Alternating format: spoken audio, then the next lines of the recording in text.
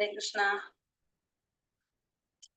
हरे कृष्णा। ओम नमो भगवते वासुदेवाय। ओम नमो भगवते वासुदेवाय। ओम नमो भगवते वासुदेवाय। ओम अज्ञानतिमिरान्धस्य ज्ञानाञ्जनशलाकया चक्षुरुन्मीलितं येन तस्मै श्रीगुरवे नमः। नमो विष्णुपादाय कृष्णप्रेष्ठाय भूतले श्रीमते भक्तिवेदान्त स्वामिनिधि नामिने। नमस्ते सारस्वते देवे गौरवाणी प्रचारिणे निर्विशेष शून्यवादी पाश्चात्यदेशधारिणे। जय श्री कृष्ण चैतन्य प्रभु नित्यानंद श्री अद्वैत गदाधर श्रीवासादि गौर भक्त वृंद। हरे कृष्ण कृष्ण कृष्ण हरे हरे हरे राम राम हरे हरे। ഹരേ കൃഷ്ണ. ശ്രീ ശ്രീ രാധാ ഗോവിന്ദ ടെമ്പിൾ സ്കൂൾ മാംഗ്ലൂരിന്റെ ഈ ശോഭനിഷത്ത് ക്ലാസ്സിലേക്ക് എല്ലാവർക്കും സ്വാഗതം. ഹരേ കൃഷ്ണ. മാതാജി ഇന്ന് ഗുരുവായൂർ പോയേ. ഞാന് ഇത് ഒക്കെ വാങ്ങിച്ചു. മണിഭൂഷിത മാതാജി ആണോ പഠിപ്പിക്കണെന്ന് ചോദിച്ചു. മാതാജിയോട് അന്വേഷണം പറയാൻ പറഞ്ഞു. ഹരേ കൃഷ്ണ മാതാജി. ഇസ്കോണിന്റെ അന്ന് തന്നെ വാങ്ങിച്ചത്. എല്ലാ ബുക്കും കിട്ടി അവിടുന്ന്. നന്നായി. അപ്പൊ പറഞ്ഞപ്പോഴാ പറഞ്ഞ ഇങ്ങനെ മാതാജിയുടെ പേര് പറഞ്ഞു. അതേ പറഞ്ഞു. അപ്പൊ അന്വേഷണം പറയൂ പറഞ്ഞു. ഹരേ കൃഷ്ണ മാതാജി. ഹരേ കൃഷ്ണ. കൃഷ്ണ. അപ്പൊ നമ്മളിന്ന് 6ാമത്തെ ഉപദേശം. അപ്പൊ പുതിയ ബുക്കൊക്കെ കിട്ടിയിരിക്കുക, പഠിക്കാൻ വേണ്ടിട്ട് തയ്യാറായിട്ടിരിക്കല്ലേ ഈ. ഹരേ കൃഷ്ണ. മാതാജിക്ക് ഇന്ന് ക്ലാസ് നേരത്തെ വന്നോ? ഞാനോ? അല്ലേ, ഞാൻ ഇന്ന് ലീവാ. ഇന്ന് രാവിലെയാണ് ഗുരുവായൂർ പോയതേ. ഗുരുവായൂർ പോയി. ഓക്കെ ഓക്കെ, ശരി ശരി. ഇപ്പൊ തിരിച്ചു വരിക ചെയ്തത് വൈകിട്ട്. ഹരേ കൃഷ്ണ. നന്നായി. അപ്പൊ നമുക്ക് ഇന്ന് 6ാമത്തെ ശ്ലോകം നമുക്ക് എടുക്കേണ്ടത്. ഇനി 6ാമത്തെ മന്ത്രം, മന്ത്രം 6ാമത്തെ മന്ത്രത്തിലേക്ക് നമുക്ക് കടക്കാം. ചെറിയൊരു മന്ത്രാണ്. 2 എടുക്കാൻ നോക്കാം. നമുക്ക് 2 ചെറുതാണ്. അപ്പൊ നമ്മള് 6ഉം 7ഉം 5ാമത്തെ നമ്മള് ഭഗവാന്റെ വൈരുദ്ധ്യം കണ്ടു അല്ലെ. 4ഉം 5ഉം 4ാമത്തെ ഭഗവാന്റെ മഹത്വം കണ്ടു. 5ാമത്തെ നമ്മള് ഭഗവാന്റെ വൈരുദ്ധ്യം കണ്ടു അല്ലെ. 5ാമത്തിലെ മഹത്വം എന്താ പറഞ്ഞത്? ഭഗവാൻ എങ്ങനെയാണ് പറഞ്ഞത്? സ്വതന്ത്രനാണെങ്കിലും അല്ല, മഹത്വം മനസ്സിനേക്കാൾ വേഗത കൂടിയവനാണ്. എല്ലാ ദേവന്മാരുടെയും അധിപനാണ്. ദേവന്മാരുടെ നിയന്താവാണ്. എല്ലാവരെയും അതിശയിപ്പിക്കുന്നതാണെന്ന് പറഞ്ഞു. ഇനി 5ാമത്തിൽ നമ്മൾ പറഞ്ഞു ഭഗവാന്റെ വൈരുദ്ധ്യങ്ങൾ. ചലിക്കുന്നു, ചലിക്കാതിരിക്കുന്നു, സകലതിന്റെ അകത്തും പുറത്തും സ്ഥിതി ചെയ്യുന്നു. സ്വധാമത്തിലാണെങ്കിലും വിദൂരസ്ഥനാണ്, അകത്തും പുറത്തും സ്ഥിതി ചെയ്യുന്നു എന്ന് പറഞ്ഞു അല്ലെ. നമ്മൾ 5ാമത്തെ. ഇനി 6ാമത്തെ പറയുന്നത് നമ്മള് ഏതൊരു വ്യക്തിയാണോ എല്ലാം ഭഗവാനുമായിട്ട് ബന്ധപ്പെടുത്തിയിട്ട് ദർശിക്കാൻ സാധിക്കുന്നത്, എല്ലാറ്റിലും ഭഗവാന്റെ അംശമുണ്ടെന്ന് മനസ്സിലാക്കുന്നത്, എല്ലാവരും ഭഗവാനുമായിട്ട് ബന്ധപ്പെടുത്തി ദർശിക്കാൻ സാധിക്കുന്നവൻ, അവൻ ഒന്നിനെയും വെറുക്കുന്നില്ല. അതായത് ഏതൊരു വ്യക്തിയാണോ ഭഗവാനുമായിട്ട് ബന്ധപ്പെടുത്തി സകലതിനെയും ദർശിക്കാൻ സാധിക്കുന്നത്, അപ്പൊ എല്ലാത്തിനെയും ഭഗവാനുമായിട്ട് ബന്ധപ്പെടുത്തി ദർശിക്കാൻ സാധിക്കുക, എല്ലാവരും ഭഗവാന്റെ അംശമാണെന്ന് മനസ്സിലാക്കാം, എല്ലാവരിലും ആരുണ്ട്? ഭഗവാൻ ഉണ്ടെന്ന് മനസ്സിലാക്കാം. എല്ലാവരിലും ഭഗവാനെ ദർശിക്കുക, എല്ലാറ്റിലും ഭഗവാനെ എല്ലാവരിലും ദർശിക്കാനും സാധിക്കണം. എന്താണ് പറഞ്ഞ? ഭഗവാനെ എല്ലാവരിലും ദർശിക്കണം, അവരില് ഭഗവാനെ ദർശിക്കാൻ സാധിക്കുക, എല്ലാവരും ഭഗവാന്റെ അംശമാണെന്ന് മനസ്സിലാക്കുന്നവൻ എന്താണ്? ഒന്നിനെയും വെറുക്കുന്നില്ല എന്നാണ് 6ാമത്തെ മന്ത്രത്തിൽ പറയുന്നത്. എളുപ്പമാണ്. 6ാമത്തെ മന്ത്രം പറയുന്നത് ഏതൊരുവനാണോ എല്ലാം ഭഗവാനുമായിട്ട് ബന്ധപ്പെടുത്തി ദർശിക്കുന്നത്, എല്ലാറ്റിലും ഭഗവാനെയും കാണുന്നു, ഭഗവാനില് എല്ലാവരെയും കാണുന്നു, അങ്ങനെ ചിന്തിക്കുന്നവന് ഒന്നിനെ വെറുക്കുന്നില്ല. അപ്പൊ എല്ലാവരിലും ആരെ കാണുന്നത്? ഭഗവാനെ കാണുന്നു, ഭഗവാനില് എല്ലാവരെയും കാണാൻ സാധിക്കുന്നവൻ ഒന്നിനെയും വെറുക്കുന്നില്ല എന്നുള്ളതാണ് 6ാമത്തെ മന്ത്രത്തിൽ പറയുന്നത്. അതായത് എല്ലാം ഭഗവാനുമായിട്ട് ബന്ധപ്പെടുത്തി ചിന്തിക്കുക, പ്രവർത്തിക്കുന്നവന് ഒന്നിനെയും വെറുക്കുന്നില്ല. 7ാമത്തെ മന്ത്രത്തിൽ പറയുന്നത് നമ്മൾ പഠിച്ചു, ഭഗവാനും ജീവാത്മാക്കൾ എങ്ങനെയാണ്? ഗുണത്തിൽ തുല്യമാണെന്ന് കണ്ടു അല്ലെ. നമ്മള് ഓർമ്മയില്ലേ? ഗുണത്തിൽ തുല്യാണെന്നല്ലേ പറഞ്ഞ. അങ്ങനെ തന്നെ ജീവാത്മാക്കളും ഭഗവാനും ഗുണപരമായിട്ട് ജീവാത്മാക്കൾ ഭഗവാന് തുല്യനാണെന്ന് വീക്ഷിക്കുന്നവൻ ശരിയായ ജ്ഞാനം നേടിയവനാണ്. അയാൾക്ക് മായയും ഭയം ഒന്നും അനുഭവപ്പെടുന്നില്ല. അപ്പൊ ഭഗവാന് തുല്യനായിട്ട് ഗുണത്തില് ജീവാത്മാക്കൾ ഭഗവാന് തുല്യനാണെന്ന് മനസ്സിലാക്കുന്നവൻ ശരിയായ ജ്ഞാനം നേടിയ വ്യക്തിയാണ്. ആ വ്യക്തിക്ക് മായയോ ഭയമോ ഒന്നും അനുഭവപ്പെടില്ല. അതാണ് 6ഉം 7ഉം മന്ത്രത്തിൽ പറഞ്ഞത്. അപ്പൊ 6ൽ പറയുന്നത് എല്ലാത്തിനെ ഭഗവാനോട് ബന്ധപ്പെടുത്തി ദർശിക്കുന്നവൻ, എല്ലാവരിലും ഭഗവാനുണ്ട്, ഭഗവാൻ എല്ലാവരിലും ഉണ്ടെന്ന് മനസ്സിലാക്കുന്നവൻ ശരിയായ ജ്ഞാനം നേടിയ വ്യക്തിയാണ്. ആ വ്യക്തി ഒന്നിനെയും വെറുക്കുന്നില്ല എന്നുള്ളതാണ് 6ാമത്തെ മന്ത്രം. 7ാമത്തെ മന്ത്രത്തില് ഗുണപരമായിട്ടെല്ലാം ഭഗവാന് തുല്യനാണെന്ന് മനസ്സിലാക്കുന്നവൻ മായയോ ഭയമോ ഒന്നും ഉണ്ടാകുന്നില്ല എന്നുള്ളതാണ് എന്തിൽ പറയുന്നത്? 7ല് പറയുന്നത്. മനസ്സിലായോ 2 മന്ത്രവും? നമുക്ക് എടുക്കാം ഇനി. ഇത് ആറാമത്തെ അല്ലെ.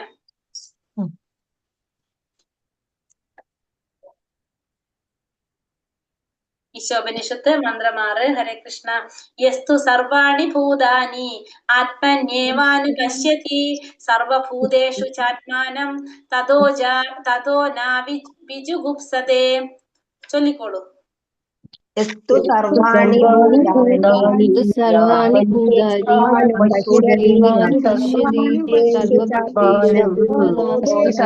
ഭൂതാനി ആത്മന്യോവാനു പശ്യതി സർവഭൂതേഷു ചാത്മാനം തദേന വിജുഗുപ്സതേ. സർവാണി ഭൂതാനി ആത്മന്യോവാനു പശ്യതി സർവഭൂതേഷു ചാത്മാനം തദേന വിജുഗുപ്സതേ. ഏതൊരുവനാണോ ഭഗവാനുമായി ബന്ധപ്പെടുത്തി സകലതിനെയും ദർശിക്കുന്നത്, സർവ്വ ജീവരാശികളിലും ഭഗവാനെ വിഭിന്ന അംശമായി കാണാൻ സാധിക്കുന്നത്, ഏതൊരുവൻ സർവ്വതിലും ഭഗവാനെ ദർശിക്കുന്നുവോ ആ വ്യക്തി ഒന്നിനെയും ദർശിക്കുന്നില്ല. അപ്പൊ 3 കാര്യങ്ങൾ പറയുന്നു. ഒന്ന്, എല്ലാം ഭഗവാനുമായിട്ട് ബന്ധപ്പെടുത്തി കാണാൻ സാധിക്കുക. എല്ലാതും ഭഗവാനുമായിട്ട് ബന്ധപ്പെടുത്തി എല്ലാത്തിനെയും സകലതിനെയും ഭഗവാനുമായി ബന്ധപ്പെടുത്തി ദർശിക്കുന്നു. എല്ലാ ജീവാത്മാക്കളെയും ഭഗവാന്റെ അംശങ്ങളായിട്ട് കാണുന്നു. എല്ലാറ്റിലും ഭഗവാനെ ദർശിക്കാൻ സാധിക്കുന്നു. അപ്പൊ എല്ലാവരും ഭഗവാന്റെ അംശമാണ്. എല്ലാവരിലും ഭഗവാനെ കാണുന്നു. എല്ലാറ്റിനെയും ഭഗവാനുമായിട്ട് ബന്ധപ്പെടുത്തി കാണാം. അതായത് എല്ലാറ്റിനെയും ഭഗവാനുമായിട്ട് ബന്ധപ്പെടുത്തി കാണാം. എല്ലാവരും ഭഗവാന്റെ അംശമാണ്. എല്ലാറ്റിലും ആരുണ്ട്? ഭഗവാനുണ്ട്. എല്ലാവരിലും ഭഗവാനെ ദർശിക്കാൻ സാധിക്കുന്നവൻ ഒന്നിനെയും വെറുക്കുന്നില്ല എന്നാണ് എന്തിൽ പറയുന്നത്? ഈ 6ാമത്തെ മന്ത്രത്തിൽ പറയുന്നത്. ഭഗവാനുമായിട്ട് ബന്ധപ്പെടുത്തി എല്ലാത്തിനെയും ദർശിക്കാൻ സാധിക്കുക. എല്ലാതും ഭഗവാന്റെ അംശമാണ്. പിന്നെ എല്ലാറ്റിലും ആരുണ്ട്? ഭഗവാനുണ്ട് എന്ന് മനസ്സിലാക്കുന്നവൻ ഒന്നിനെയും വെറുക്കുന്നില്ല എന്നാണ് ഇതിൽ പറയുന്നത്. ഈ 6ാമത്തെ മന്ത്രത്തില് പറയുന്നത്. സകല വസ്തുക്കളും പരമദിവ്യോത്തമ പുരുഷനുമായി ബന്ധപ്പെടുത്തി ദർശനം ചെയ്യുന്ന വ്യക്തി ആരാണ്? മഹാഭാഗവതൻ. മഹാഭാഗവതൻ എന്താണ്? എല്ലാതും ഭഗവാനുമായിട്ട് ബന്ധപ്പെടുത്തി ദർശനം ചെയ്യുന്ന വ്യക്തിയാണ്. നമ്മള് ഉത്തമാധികാരി എന്നും കൂടി നമ്മൾ പഠിച്ചിട്ടുണ്ട് അല്ലെ. ആ ഉത്തമാധികാരി എന്ന് പറയുന്നത് എല്ലാവരും ഭഗവാനുമായിട്ട് ബന്ധപ്പെടുത്തി ദർശനം ചെയ്യുന്ന വ്യക്തിയാണ് മഹാഭാഗവതൻ എന്ന് പറയുന്നത്. ഭഗവാന്റെ സാന്നിധ്യം സാക്ഷാത്കരിക്കുന്നതിന് 3 ഘട്ടങ്ങളാണുള്ളത്. ഏതൊക്കെയാണത്? കനിഷ്ഠാധികാരി, മധ്യമാധികാരി, ഉത്തമാധികാരി. നമ്മൾ പഠിച്ച കാര്യങ്ങളുണ്ട്. ഈശോ ഉപദേശാമൃതത്തിൽ പഠിച്ചതാണ് ഈ പറയുന്നതൊക്കെ. അതില് കനിഷ്ഠാധികാരി എന്ന് പറഞ്ഞാൽ നമുക്കറിയാം, സാക്ഷാത്കാരത്തിന്റെ ഏറ്റവും താഴ്ന്ന പടിയാണ് എന്ത്? കനിഷ്ഠാധികാരിയുടെ. അയാൾ സ്വന്തം മതവിശ്വാസം അനുസരിച്ച് ക്ഷേത്രത്തിലോ പള്ളിയിലോ ചെന്ന് ആരാധന നടത്തുന്നു. സ്വന്തം മതപ്രമാണം അനുസരിച്ച് ആരാധന നടത്തുന്നു. അപ്പൊ അവര് ധാരണ എങ്ങനെയാണ്? ഈശ്വരൻ എന്ന് പറഞ്ഞാൽ ഭഗവാൻ ക്ഷേത്രത്തിൽ മാത്രമേ ഉള്ളൂ. അപ്പൊ ക്ഷേത്രത്തിൽ പോയിട്ട് ആരാധന നടത്തും. സ്വന്തം മതപ്രമാണം അനുസരിച്ച് എന്ത് ചെയ്തുകൊണ്ടിരിക്കും? ആരാധന നടത്തുന്നതാണ് ആര്? ഈ കനിഷ്ഠ അധികാരികള്. അത്തരം ഭക്തൻ ആരാധനാ സ്ഥലത്തൊഴികെ മറ്റൊരു സ്ഥലത്തും ഭഗവാൻ സന്നിഹിതനല്ലെന്ന് കരുതുന്നു. അത്തരത്തിലുള്ള ഒരു ഭക്തൻ എന്താ വിചാരിക്കുന്നത്? ഈ ആരാധനാ സ്ഥലത്ത് മാത്രമേ ഭഗവാനുള്ളൂ, വേറെ എവിടെയും ഭഗവാൻ ഇല്ല എന്നാണ് ആര് ചിന്തിക്കുന്നത്? ഈ ഭക്തൻ ചിന്തിക്കുന്നത്. ഭഗവാൻ അമ്പലത്തിൽ മാത്രമേ ഭഗവാനുള്ളൂ, വേറെ എവിടെയും ഭഗവാൻ ഇല്ല. ഭക്തിരസേവനത്തിൽ ഒരാൾ ഏത് തലത്തിലായിരിക്കുന്നുവോ ഭഗവാനെ സാക്ഷാത്കരിച്ചവരാരെന്നോ അയാൾക്ക് അറിയാൻ സാധിക്കില്ല. അപ്പൊ ഇയാൾക്ക് എന്തെന്നറിയില്ല? ഭക്തന്മാരെ കുറിച്ച് മനസ്സിലാക്കില്ല. അതായത് ഭക്തിരസേവനത്തിൽ ഒരാൾ എത്രത്തോളം ഉയർന്നതാണെന്നോ ഏത് തരത്തിലുള്ള ഒരു ഭക്തനാണെന്നോ ഭഗവാനെ സാക്ഷാത്കരിച്ച ഭക്തൻ ആരാണെന്നൊന്നും മനസ്സിലാക്കാൻ ആർക്ക് സാധിക്കില്ല? ഈ കനിഷ്ഠ ഭക്തന്മാർക്ക്. അവർ പുതിയവരാണ്. അപ്പൊ അവർക്ക് അതൊന്നും അറിയാനായിട്ട് സാധിക്കില്ല. 2ാം ഘട്ടത്തിലുള്ള ഭക്തന്മാര് മധ്യമാധികാരികളാണെങ്കിലോ 4 വിഭാഗത്തിൽപ്പെട്ടവരിൽ തമ്മിലുള്ള വ്യത്യാസം അറിയാൻ സാധിക്കും. 2ാമത്തെ ഭക്തന്മാർക്ക് ഈ 4 തരത്തിലുള്ള ഭക്തന്മാരെ കുറിച്ചുള്ള വ്യത്യാസം അറിയാനായിട്ട് സാധിക്കും. ഏതൊക്കെയാണ് 4 തരത്തിലുള്ളവര്? ഒന്ന്, ഭഗവാനെ കുറിച്ച് അറിയാൻ സാധിക്കും. ഭഗവാന്റെ ഭക്തന്മാർ ആരാണെന്ന് അറിയാൻ സാധിക്കും. പരമപുരുഷ ജ്ഞാനമില്ലാത്ത നിഷ്കളങ്കര്, അതായത് പുതിയ ഭക്തന്മാര്, അവരറിയാൻ സാധിക്കും. ഭഗവാനിൽ വിശ്വാസമില്ലാത്ത, ഭക്തിയുടെ സേവനത്തെ വെറുക്കുന്ന ഈ ആസുരിക സ്വഭാവത്തിലുള്ളവരെ അറിയാൻ സാധിക്കും. അപ്പൊ ഭക്തന്മാരെ കുറിച്ച് അറിയാൻ പറ്റും, ഭഗവാനെ കുറിച്ച് അറിയാൻ സാധിക്കും. നിഷ്കളങ്കർ, അതായത് പുതിയ ഭക്തന്മാരെ കുറിച്ചും ഈ നാസ്തികര്, ഭക്തി ഇല്ലാത്തവരെ കുറിച്ചും അറിയാനായിട്ട് ആർക്ക് സാധിക്കും? ഈ മധ്യമാധികാരികൾക്ക് അറിയാനായിട്ട് സാധിക്കും. 4 കൂട്ടരെ വേർതിരിച്ചറിയാൻ മധ്യമാധികാരികൾക്ക് സാധിക്കും. മധ്യമാധികാരികൾ ഈ 4 തരം വ്യക്തികളോടും വ്യത്യസ്തമായി പെരുമാറുന്നു. അപ്പൊ ഈ 4 പേരോടും മധ്യമാധികാരികൾ എങ്ങനെ പെരുമാറുക? പലതരത്തിലായിരിക്കും പെരുമാറുന്നത്. അയാൾ ഭഗവാനെ പ്രേമഭാജനമായി കരുതി ആരാധിക്കുന്നു, ഭക്തന്മാരുമായി സൗഹൃദം പുലർത്തുന്നു, ഈശ്വരജ്ഞാനം നൽകി അവരിൽ സുപ്തമായ ഈശ്വര പ്രേമത്തെ പുനരുജ്ജീവിപ്പിക്കാൻ ശ്രമിക്കുന്നു. അപ്പോ ഭഗവാൻ എങ്ങനെയാണ്? ഭഗവാനെ പ്രേമഭാജനമായി കരുതിയിട്ട് ഭഗവാൻ ആരാധിക്കും, ഭക്തന്മാരുമായിട്ട് നല്ലൊരു ബന്ധം, സുഹൃത്ത് ബന്ധം നിലനിർത്തി പോരും, ഈശ്വരജ്ഞാനം നൽകി പുതിയ ഭക്തന്മാരൊക്കെ എന്ത് ചെയ്യും? ഈശ്വരജ്ഞാനം നൽകി അവരുടെ ഉള്ളിൽ ഉറങ്ങിക്കിടക്കുന്ന ആ ഈശ്വര പ്രേമത്തെ പുനരുജ്ജീവിപ്പിക്കാനായിട്ട് ആര് ശ്രമിക്കും?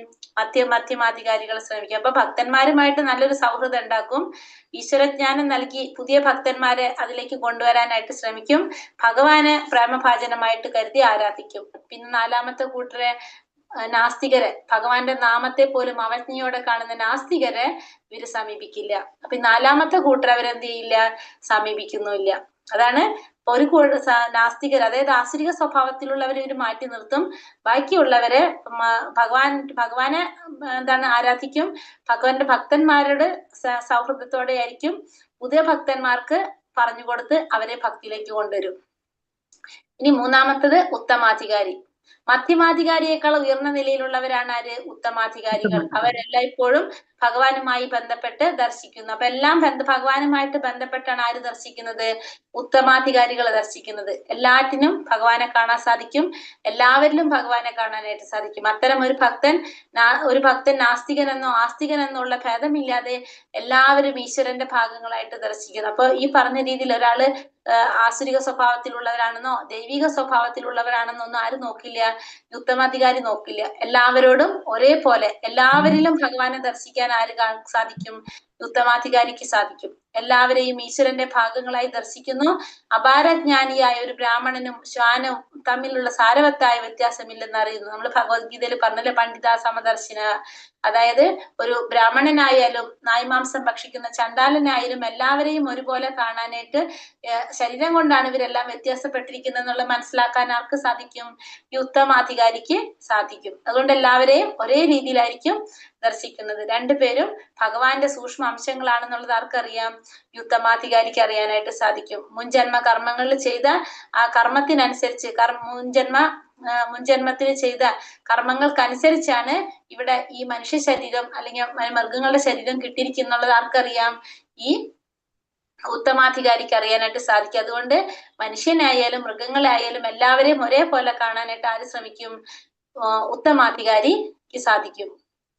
ഭൗതികമായ അപൂർണതയാൽ നഗ്നനേത്രങ്ങൾക്ക് ഒരു വസ്തുവിനെ ശരിയായി കാണാൻ സാധിക്കുന്നില്ല.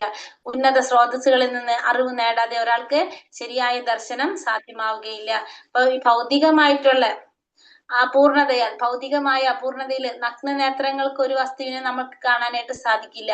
ഉന്നത സ്രോതസ്സുകളിൽ നിന്നുള്ള അറിവ് നേടാതെ ഒരാൾക്ക് ശരിയായ ദർശനവും സാധ്യമാവില്ല. അപ്പൊ നമ്മുടെ ഇന്ദ്രിയങ്ങൾ എങ്ങനെയാണ്? അപൂർണമായിട്ടുള്ളതാണ്. നമുക്കറിയാം, നമ്മുടെ ഇന്ദ്രിയങ്ങൾ അപൂർണമായതുകൊണ്ട് തന്നെ നമുക്ക് ഒരു വസ്തുവിനെയും ശരിയായിട്ട് കാണാൻ സാധിക്കില്ല. ഇപ്പൊ ഭഗവാന് നമുക്കറിയാൻ സാധിക്കുന്നില്ല. എന്തുകൊണ്ടാണ്? നമ്മുടെ ഇന്ദ്രിയങ്ങൾക്ക് പരിപൂർണത ഇല്ലാത്തതുകൊണ്ട്, പരിശുദ്ധി ഇല്ലാത്തതുകൊണ്ട്. അതിന്റെ അർത്ഥം എന്തല്ല?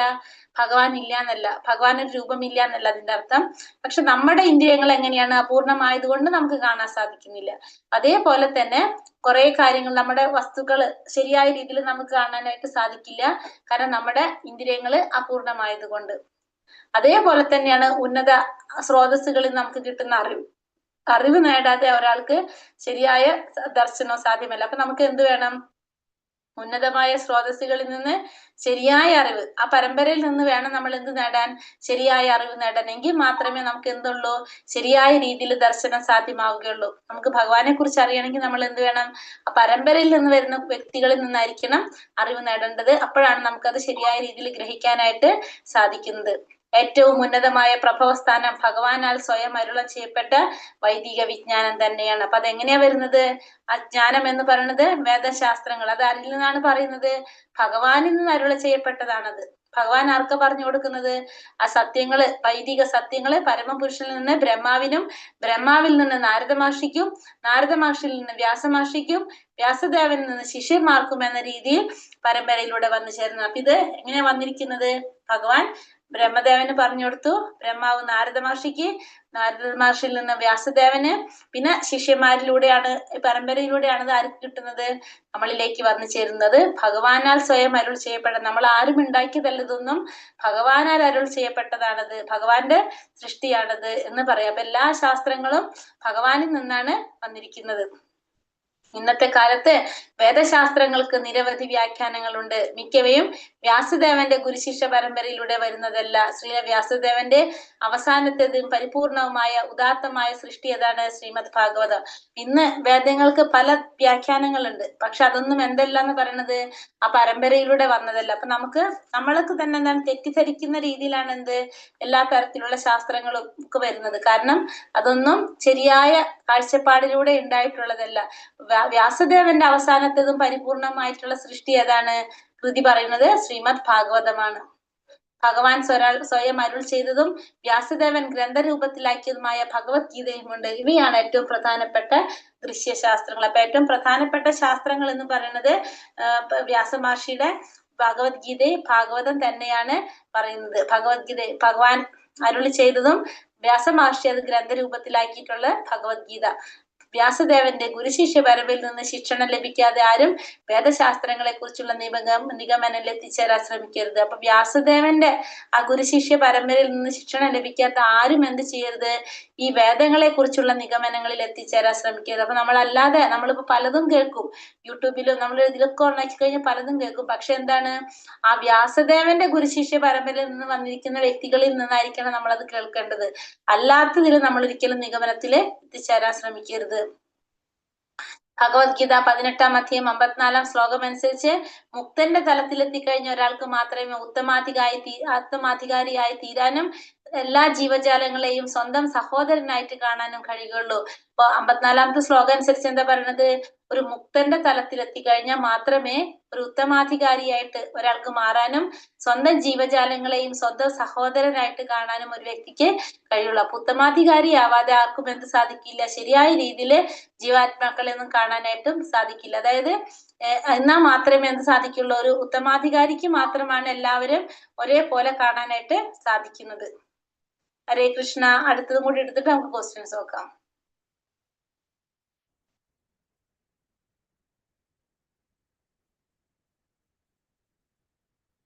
ഹരേ കൃഷ്ണ. മന്ത്രം 7.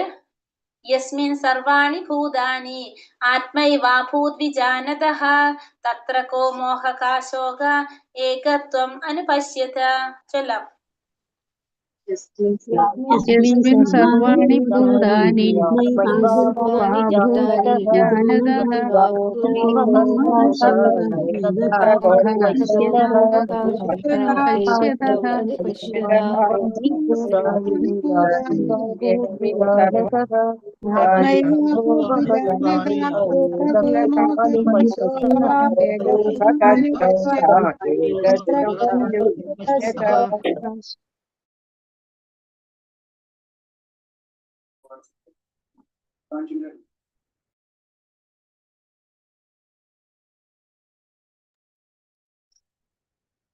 വിവർത്തനം. എല്ലാ ജീവജാലങ്ങളും ഗുണപരമായി ഈശ്വരന് തുല്യമായ ആത്മീയ സ്ഫുലിംഗമായി വീക്ഷിക്കുന്നവൻ ശരിയായ ജ്ഞാനമുള്ളവനാണ്. അപ്പൊ അയാൾക്ക് മായ എന്നോ ഭയമെന്നോ എന്ത് അനുഭവപ്പെടാനാണ്? അപ്പൊ എല്ലാ ജീവജാലങ്ങളും ഈശ്വരനുമായിട്ട് എങ്ങനെയാണ്? ഗുണപരമായിട്ട് ഭഗവാന് തുല്യരാണ്. അല്ലെ, നമ്മൾ പറഞ്ഞു കടലിലെ വെള്ളം ഒരു തുള്ളി വെള്ളം എടുത്ത് മാറ്റിക്കഴിഞ്ഞാൽ ആ വെള്ളത്തിന്റെ രണ്ടിന് ഗുണം എങ്ങനെയാണ്? ഒരുപോലെയാണ്, അളവിലാണ് വ്യത്യാസമുള്ളത്. അപ്പൊ എല്ലാ ജീവാത്മാക്കളും ഗുണപരമായിട്ട് ഭഗവാന് തുല്യമാണെന്ന് വീക്ഷിക്കുന്നവൻ ശരിയായ ജ്ഞാനമുള്ളവനാണ്. അങ്ങനെയുള്ള വ്യക്തിക്ക് എന്തുണ്ടാവില്ല? മായ എന്നോ ഭയമെന്നോ അനുഭവപ്പെടില്ല. മായയും ഭയവും ഒന്നും ആ വ്യക്തിക്ക് അനുഭവപ്പെടില്ല. കാരണം എല്ലാ ജീവാത്മാക്കളും ഗുണപരമായിട്ട് ഭഗവാന് തുല്യനാണെന്ന് ആർക്കറിയാം? ആ വ്യക്തിക്കറിയാം. ശരിയായ ജ്ഞാനമുള്ളവനാണ് അങ്ങനെയുള്ള വ്യക്തി. മധ്യമാധികാരിയും ഉത്തമാധികാരിയും ഒഴികെ മറ്റേർക്കും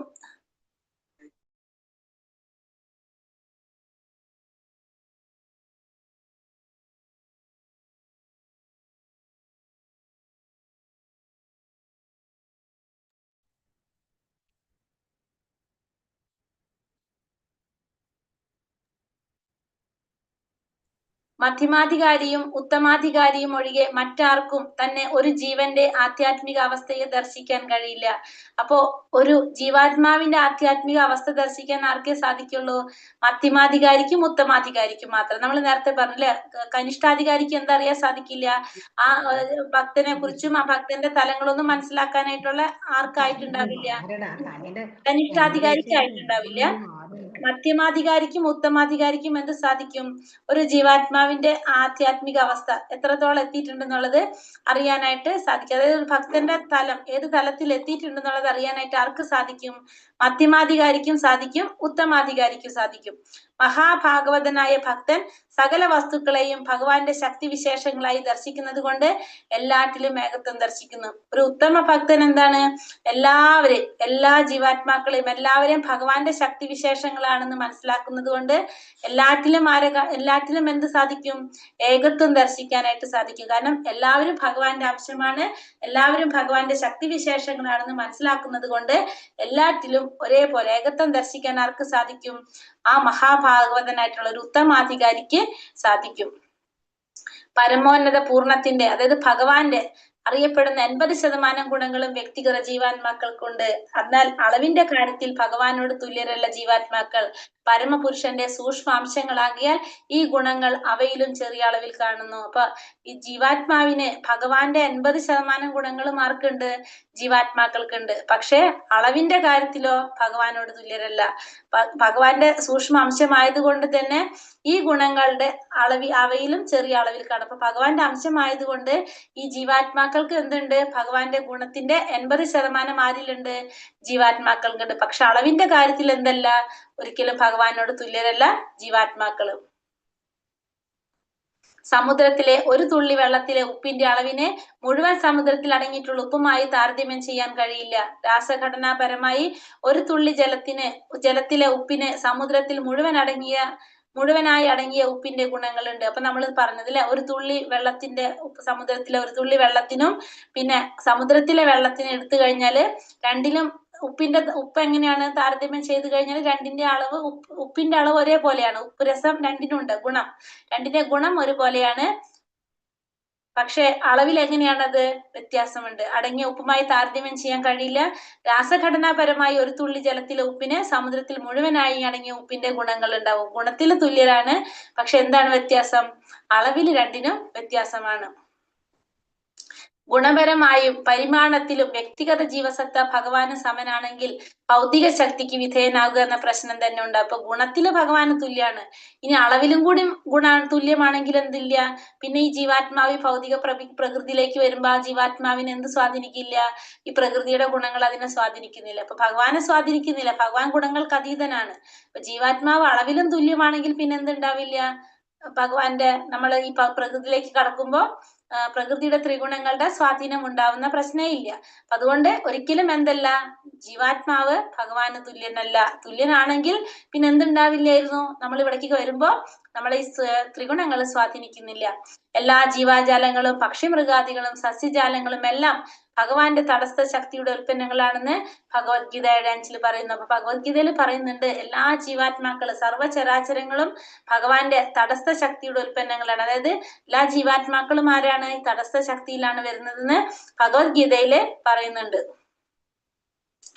ആനന്ദമയോപ്യാസാദ് എന്ന വേദാന്ത സൂത്രം പ്രസ്താവിക്കുന്നു, ഭഗവാൻ ഉൾപ്പെടെയുള്ള എല്ലാ ജീവസത്തകളും നിരന്തരം ആനന്ദം അന്വേഷിക്കുന്നു. അപ്പൊ എല്ലാ ജീവാത്മാക്കളും എന്തന്വേഷിക്കുന്നവരാണ്? ആനന്ദം അന്വേഷിക്കുന്നവരാണ്. ഭഗവാൻ ഉൾപ്പെടെയുള്ള എല്ലാ ജീവാത്മാക്കളും എന്താണ് ആഗ്രഹിക്കുന്നത്? ആനന്ദമാണ് അന്വേഷിക്കുന്നത്. ഭൗതിക ലോകത്തിൽ ആനന്ദ കേന്ദ്രം ശരിയല്ലാത്തതിനാൽ ജീവസത്തുകൾ തമ്മിൽ ഏറ്റുമുട്ടലുണ്ടാകുന്നു. ഉദാത്തമായ രാസനൃത്തത്തിന്റെ കേന്ദ്രമായ പരമപുരുഷൻ തന്നെയാണ് ആനന്ദത്തിന്റെ യഥാർത്ഥ കേന്ദ്രം. അപ്പൊ ഈ ഭൗതിക ലോകത്തില് ആനന്ദ കേന്ദ്രം ശരിയല്ലാത്തത് കൊണ്ട് ജീവാത്മാക്കൾ തമ്മിൽ എന്തുകൊണ്ടുണ്ടായിക്കൊണ്ടിരിക്കും? ഏറ്റുമുട്ടൽ ഉണ്ടായിക്കൊണ്ടിരിക്കും. ഈ യഥാർത്ഥ ആനന്ദത്തിന്റെ കേന്ദ്രം ആരാണ്? രാസനൃത്തത്തിന്റെ കേന്ദ്രമായിട്ടുള്ള ആ പരമപുരുഷൻ ഭഗവാൻ ശ്രീകൃഷ്ണൻ തന്നെയാണ് എന്ത്? ആനന്ദത്തിന്റെ യഥാർത്ഥ കേന്ദ്രം എന്ന് പറഞ്ഞ യഥാർത്ഥ ആനന്ദത്തിന്റെ കേന്ദ്രം എന്ന് പറയുന്നത് ഭഗവാൻ പരമദിവ്യോത്തമ പുരുഷനായ ഭഗവാൻ ശ്രീകൃഷ്ണൻ തന്നെയാണ് ആനന്ദത്തിന്റെ യഥാർത്ഥ കേന്ദ്രം. നാം എല്ലാം ഒരേ അതീന്ദ്രിയ താല്പര്യത്തോടെ അതിൽ പങ്കുചേർന്ന് ഭഗവാനോടൊപ്പം ജീവിതം ആസ്വദിക്കേണ്ടവരാണ്. അപ്പൊ നമ്മളെല്ലാവരും ആരാണ്?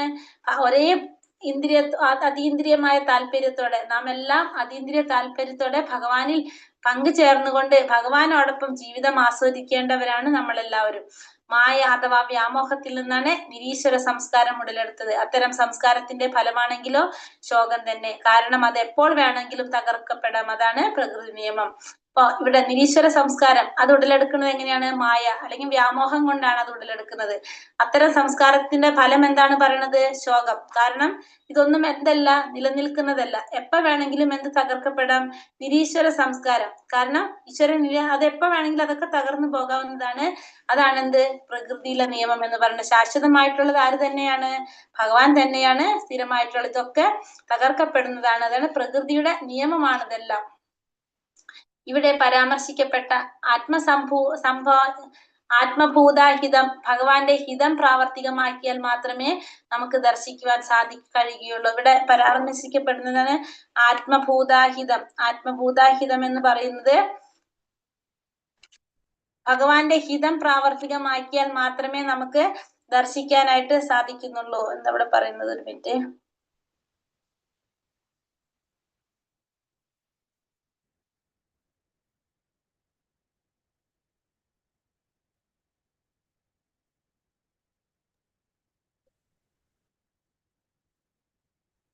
ഇവിടെ പറയുന്നതാണ് ആത്മഭൂതാഹിതം. ഭഗവത്ഗീതയിൽ പറയുന്ന ഈ മന്ത്രത്തിലെ ആത്മഭൂതാഹിതവും ഭഗവത്ഗീതയിൽ പറയുന്ന ബ്രഹ്മഭൂതാഹിതവും ഒന്ന് തന്നെയാണ്. പരമോന്നതനായ ആത്മാവ്, അത് പരമാത്മാവ്, പരമപുരുഷൻ തന്നെയാണ്. അപ്പൊ ഇവിടെ പരാമർശിക്കപ്പെടുന്ന ആത്മഭൂതാഹിതം, ഭഗവാന്റെ ഹിതം പ്രാവർത്തികമാക്കിയാൽ മാത്രമേ നമുക്ക് ദർശിക്കാൻ സാധിക്കുന്നുള്ളൂ. അപ്പൊ ആത്മഭൂതഹിതം എന്ന് വെച്ചാല് ഭഗവാന്റെ ഹിതം, ഭഗവാന്റെ ഇച്ഛയ്ക്ക് അനുസരിച്ചാണ് എന്ത് പറയുന്നത്? നാം മാത്രമേ നമുക്ക് ദർശിക്കാനായിട്ട് സാധിക്കുന്നുള്ളൂ. അതായത് ഇവിടെ പറയുന്ന ആത്മഭൂതഹിതവും ഭഗവത്ഗീതയിൽ പറയുന്ന ബ്രഹ്മഭൂതാഹിതവും രണ്ടും ഒന്ന് തന്നെയാണ്. അതായത് പരമാത്മാവ് ഭഗവാൻ പരമപുരുഷൻ തന്നെയാണ്. എല്ലാ ജീവാത്മാക്കളും ഭഗവാന്റെ അംശമാണ്. ആ ആത്മാക്കളെ എല്ലാം പരിപാലിക്കുന്നത് ആരാണ്? പരമപുരുഷനായ ഭഗവാൻ തന്നെയാണ്.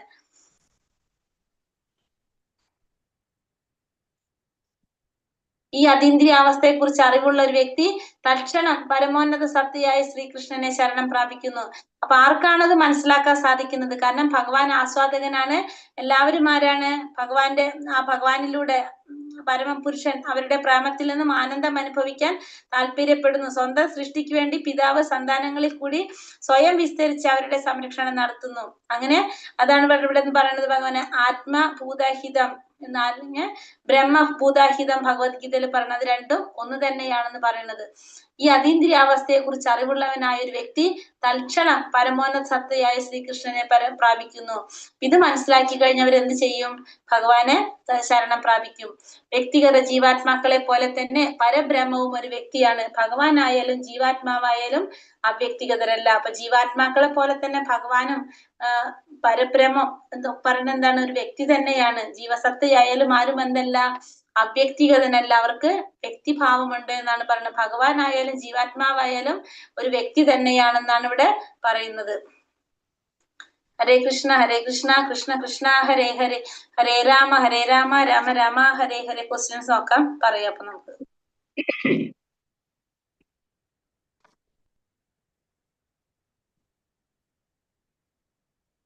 മാതാജി അറ്റൻഡൻസിന്റെ ലിങ്ക് ഇട്ടിട്ടില്ല. കണ്ടല്ലോ, ഞാൻ കണ്ടല്ലോ, കണ്ടിരുന്നല്ലോ നേരത്തെ.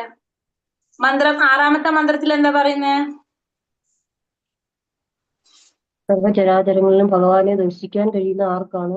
സകല ജീവികളെയും ഭഗവാന്റെ അംശങ്ങളായി കാണാൻ കഴിയുന്ന ആർക്കാണ്? സകലത്തിലും പരമപുരുഷനെ ദർശിക്കാൻ കഴിയുന്ന വ്യക്തിക്കും ഒന്നിനെയും വെറുക്കാൻ കഴിയില്ല. എല്ലാവരും എല്ലാറ്റിനെയും ഭഗവാനുമായിട്ട് ബന്ധപ്പെടുത്തി ചിന്തിക്കാം. എല്ലാവരിലും ഭഗവാനെ കാണാം.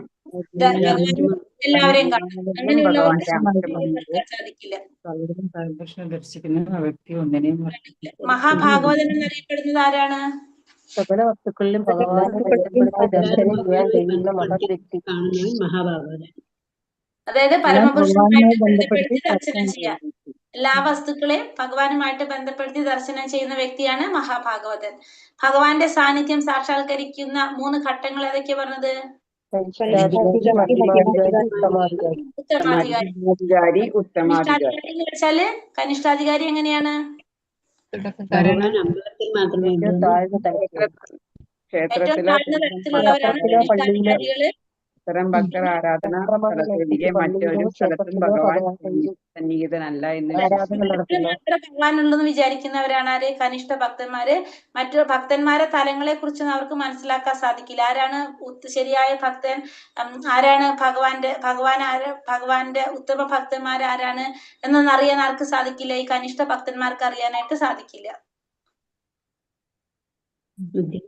അടുത്തത് മധ്യമ ഭക്തന്മാരാണെങ്കിലോ എല്ലാവരിലും ഈശ്വരനെ ദർശിക്കാൻ കഴിയുന്നവരാണ്.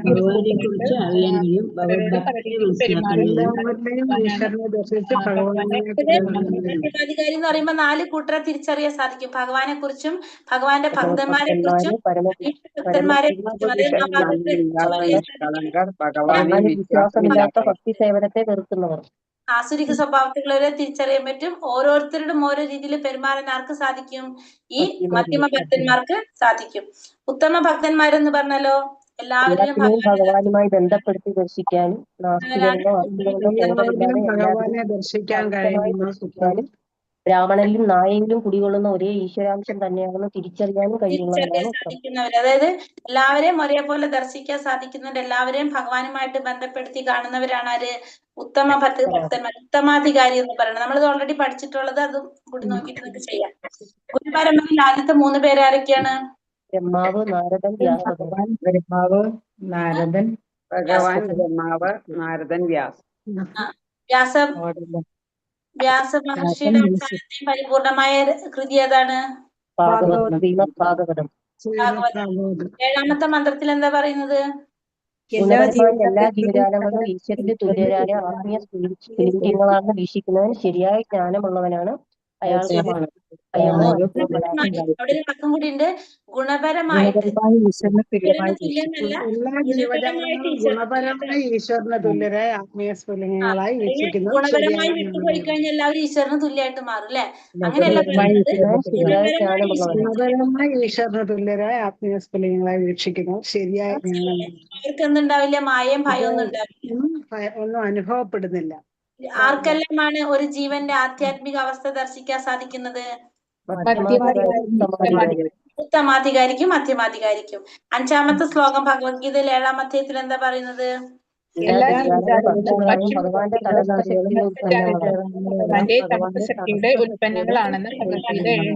ജീവാത്മാക്കളും തടസ്ഥ ശക്തിയുടെ ഉൽപ്പന്നങ്ങളാണെന്നാണ് 7ാം അധ്യായത്തില് 5ാമത്തെ ശ്ലോകത്തിൽ പറയുന്നത്. വേദാന്ത സൂത്രം 1:12 ആനന്ദമയോഭ്യാസം എന്ന് പ്രസ്താവിക്കുന്നത് എന്താണത്?